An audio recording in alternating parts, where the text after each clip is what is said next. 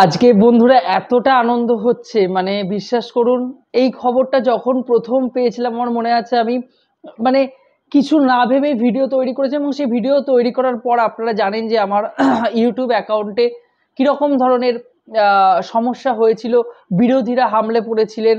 সেই ভিডিওটা ভাইরাল হয়েছিল প্রচণ্ড পরিমাণে। আমাকে বিভিন্ন কমেন্ট করে প্রচণ্ড পরিমাণে গালাগালি করা হয়েছিল।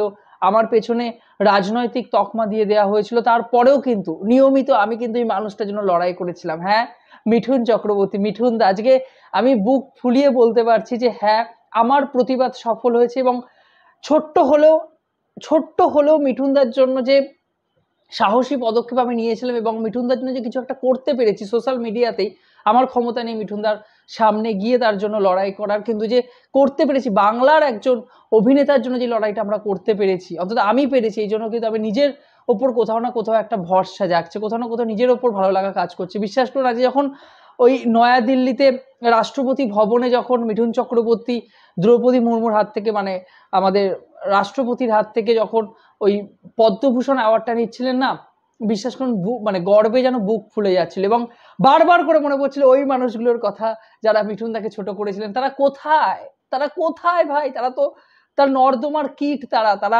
মিঠুনদার নখের যোগ্যও নয়। তারা ওই ওই রাষ্ট্রপতি ভবন তো ছেড়ে দিন, দিল্লি অবধি পৌঁছানোর তাদের ক্ষমতা নেই।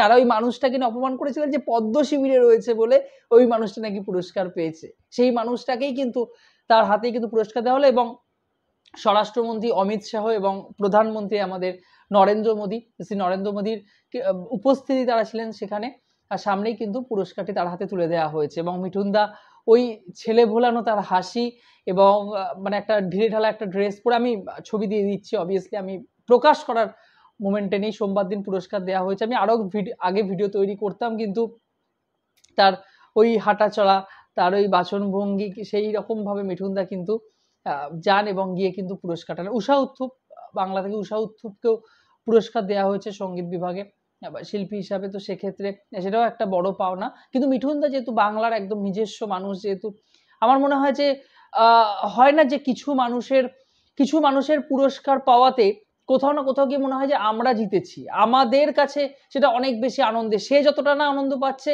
আমরাও কিন্তু ঠিক সেরকমই আনন্দ পাচ্ছি। এবং মিঠুন চক্রবর্তী পদ্মভূষণ পাওয়া কিন্তু কোথাও না কোথাও গিয়ে আমাদের কিন্তু সে আনন্দ পাওয়াটা, আমরা কিন্তু মানে বাঙালি হিসেবে না কোথাও গিয়ে বিশ্বাস করুন মানে নিজের মধ্যে আবেগটা যেন কাজ করছে। আমি তো আমার মনে আছে আমি চোখের জল ধরে রাখতে পারছিলাম না যেদিন খবরটা পেয়েছিলাম আমি, এবং আজকেও কিন্তু আমি মানে ভিডিওটা দেখার পর থেকে কিন্তু আমি নিজের চোখের জল ধরে রাখতে পারছি না।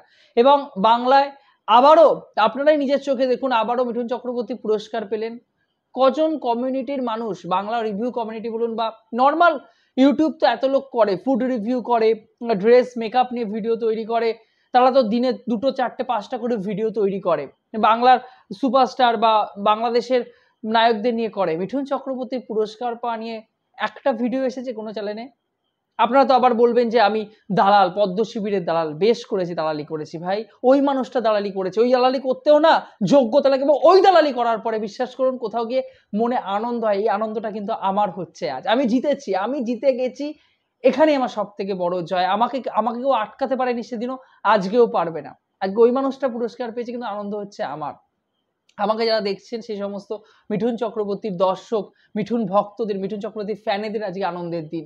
আপনারা কে কি বললেন, কে কি বললেন না, তাদের কোনো রকম কোনোদিন যায় আসেনি, আগামী দিনেও আসবে না, এটুকুই বলার। আমার কাছে এই মুহূর্তটা আমি স্মরণীয় করে রাখতে চাই, আপনাদের সাথে ভাগ করে নিলাম এই মুহূর্তটা।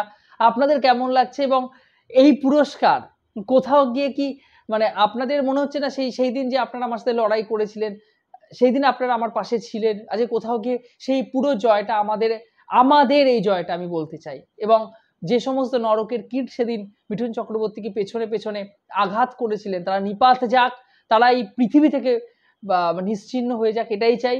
এবং মিঠুন চক্রবর্তী তিনি বিশ্বব্যাপী সুপারস্টার, তিনি আরো আরো আরো তার এই পুরস্কার অনেক আগেই পাওয়া উচিত ছিল। আগামী দিনে তিনি তার আরো আরো সম্মান বাড়ুক।